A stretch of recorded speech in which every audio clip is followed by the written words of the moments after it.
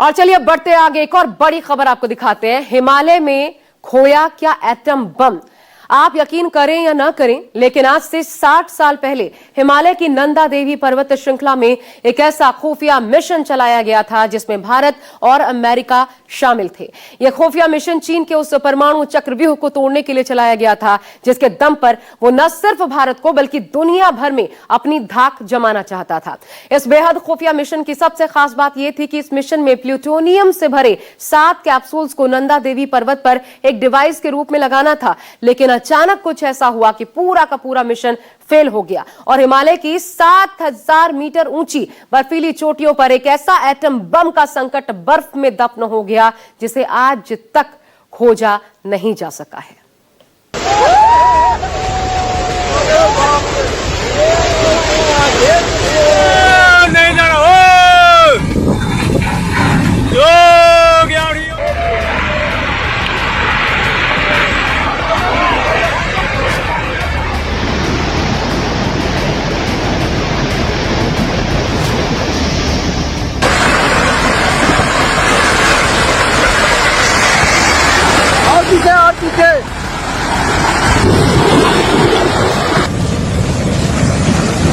ओ भाई साहब,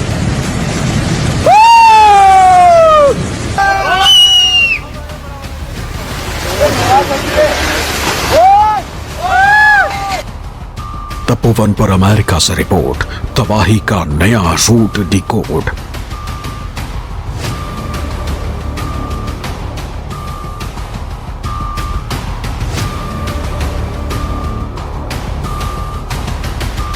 क्या हिमालय में छिपा एटम बम, सीआईए की रिपोर्ट में कितना दम।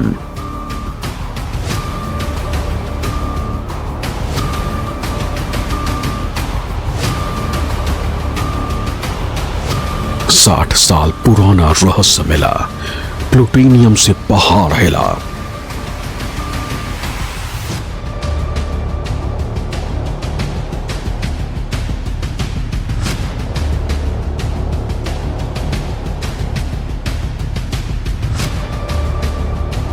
हिमालय में एटम बम।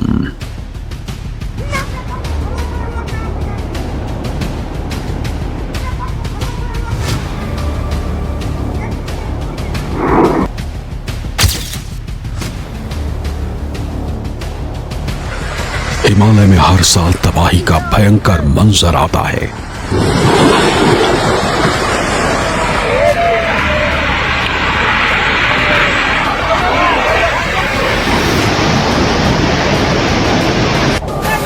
हिमाचल हो या उत्तराखंड, पहाड़ों पर हर साल मानसून आने से पहले और जाने के बाद तक कुछ इसी तरह का विनाशक दृश्य दिखता है।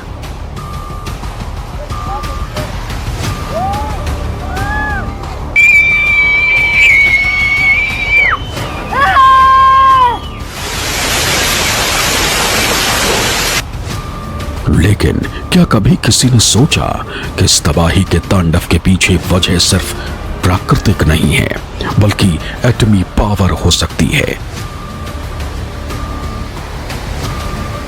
जी हां, आपने ठीक सुना, अमेरिका से एक ऐसी रिपोर्ट सामने आई है जिसके अनुसार हिमालय पर ऐसा खतरा है जिससे अब तक आप और हम अनजान थे। तो क्या नंदा देवी पर मौजूद है परमाणु बम?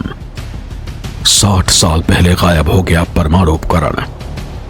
क्या हिमालय के साथ साथ भारत पर खतरा? क्या हिमालय पर आया अब तक का सबसे बड़ा खतरा कोड डिकोड हो चुका है?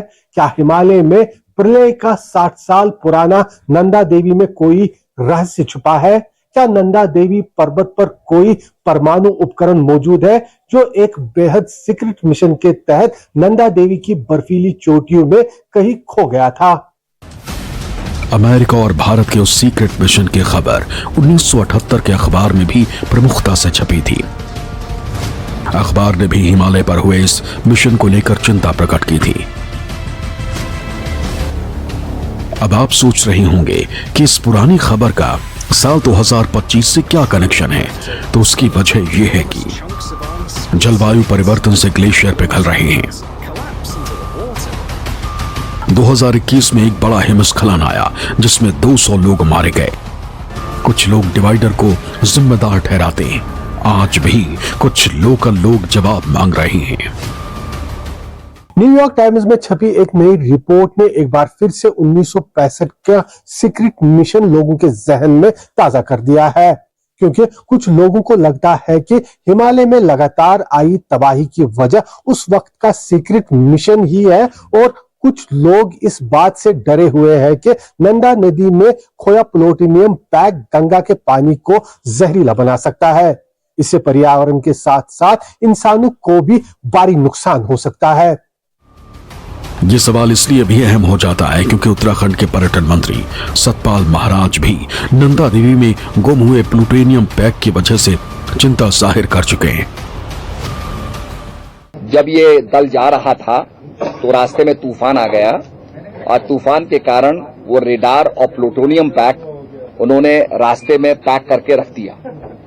उनका आशय ये था कि जब मौसम साफ हो जाएगा तब इसको लेकर के नंदा देवी पीक पर रेडार को लगाएंगे, परंतु एक ऐसा वहां सैलाब आया जिसके कारण ये पैक जो है बर्फ के अंदर समा गया, ग्लेशियर के अंदर समा गया। कहीं गंगा के अंदर कोई प्रदूषण ना हो जाए, इसकी रोकथाम के लिए उनको हमने सूचित किया और निश्चित रूप में इसमें प्रधानमंत्री जी प्रभावी कदम उठाएंगे। सतपाल महाराज की चिंता की वजह आज से 60 साल पहले का बेहद सीक्रेट मिशन है, जब अमेरिका और भारत ने मिलकर चीन पर पैनी नजर रखने के लिए भारत की दूसरी सबसे ऊंची चोटी पर मिशन ब्लू माउंटेन को अंजाम दिया था। 1964 में चीन ने जिंगजांग प्रांत में पहला परमाणु परीक्षण कर दुनिया को हैरत में डाल दिया था। भारत और अमेरिका समेत तमाम देश चीन के परमाणु परीक्षण से सत्ते में आ गए थे और उन्होंने चीन से खतरा महसूस करना शुरू कर दिया था। ऐसे में भारत और अमेरिका ने नंदा नदी ग्लेशियर पर ऑपरेशन ब्लू माउंटेन चलाया, जो किसी वजह से सफल नहीं हो पाया, लेकिन उससे खतरे की आहट आज तक महसूस होती है। चीन के परमाणु परीक्षा के 1 साल बाद यानी 1956 में अमेरिका और भारत ने नंदी पर रिमोट सेंसिंग डिवाइस लगाने का फैसला लिया। नंदा देवी का चुनाव इसलिए किया गया था क्योंकि इसकी चोटी से चीन के जिंजियांग से आगे तक की गतिविधियों पर नजर रखी जा सकती थी। अमेरिकी खुफिया एजेंसी CIA और भारत की IB ने नंदा देवी पर्वत पर पर्वतारोहियों का दल भेजा। उस वक्त उनके पास डिवाइस लगाने के लिए भारी भरकम उपकरण थे, जिनमें 56 किलोग्राम का एक उपकरण था, 8 से 10 फीट ऊंचा antenna, 2 trans receiver, nuclear auxiliary power generator, 5 kilo plutonium से भरे 7 कैप्सूल।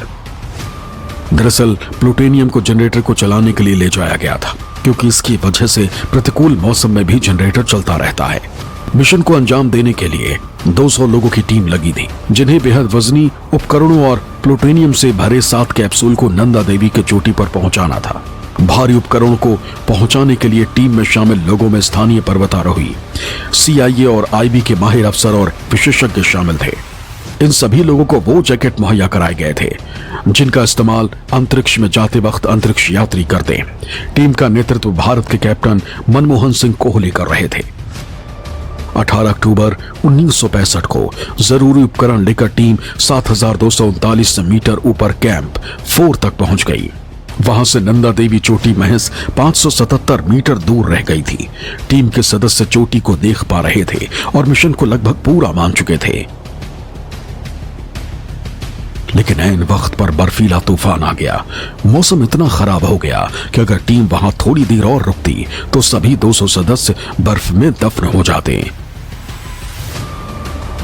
नतीजा ये हुआ कि मिशन को स्थगित कर दिया गया। सारे उपकरणों को वहीं छोड़कर टीम वापस लौट आई। करीब 6 महीने तक इंतजार करने के बाद मई 1966 में अधूरा मिशन पूरा करने के लिए टीम के कुछ सदस्य और एक अमेरिकी वैज्ञानिक दोबारा वहां पहुंचे, लेकिन तब तक वहां न तो एंटीना था, न जनरेटर और न ही प्लूटोनियम से भरे 7 कैप्सूल। वहां सिर्फ बर्फ ही बर्फ दिखाई दे रही थी। 14 अक्टूबर को जब ऊपर जाना था तो बहुत ही बड़ा तूफान ब्लिज़र्ड आ गया। ब्लिज़र्ड में होता है कि तूफान भी होता है और स्नोफॉल भी होती है। तो फिर हम लोग वो तो बचना मुश्किल हो गया, तो मैंने कहा कि फ़ौरन वापस आओ सारे बेस कैंप में। तो तो हम 66 में 1 मई को गए, तो 1 जून को हम पहुंच गए वहाँ पे, वो जो कैंप 4 था 24,000 फीट। तो वहाँ जाके फिर हमने देखा तो वो चीज़ें जहाँ रखी थी वहाँ थी नहीं। हैरानी की बात यह थी कि जिस नंदा देवी पर्वत श्रृंखला में उस वक्त प्लूटोनियम से भरे 7 कैप्सूल गुम हुए थे, वो ऋषि गंगा का उद्गम स्थल है, जो आगे जाकर गंगा में मिल जाती है। इसीलिए यह खतरा और ज्यादा बढ़ गया है। 65 में भारत और अमेरिका के एक गुप्त मिशन के दौरान, उस मिशन में जो रेडियोधर्मी तत्व प्लूटोनियम 238 के कई सेंसर ले जाए जा रहे थे, सेंसर और कैप्सूल, वो गुम हो गए नंदा देवी पर्वत के पास।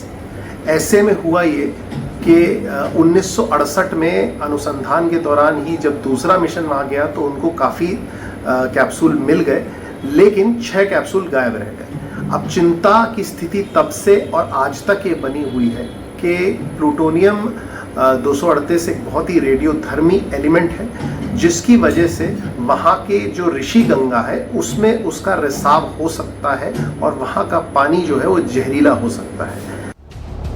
नंदा देवी में खोई प्लूटोनियम की डिवाइस की उम्र 100 साल बताई जा रही है, यानी डिवाइस के अभी भी 40 साल बचे हैं। लेकिन अगर सच में प्लूटोनियम ऋषि गंगा में मिला तो पानी विनाशकारी हो सकता है और बहुत सारे लोग प्रभावित हो सकते हैं। लेकिन अगर ये गंगा में मिला तो असर कुछ कम हो सकता है। हालांकि कहा तो यह भी जा रहा है कि वो डिवाइस काफी गर्म है और एक बार ग्लेशियर से टच हो गया तो वो तब तक नीचे बैठता जाएगा जब तक बर्फ गलकर पत्थर ना आ जाए। Bureau report, news 24।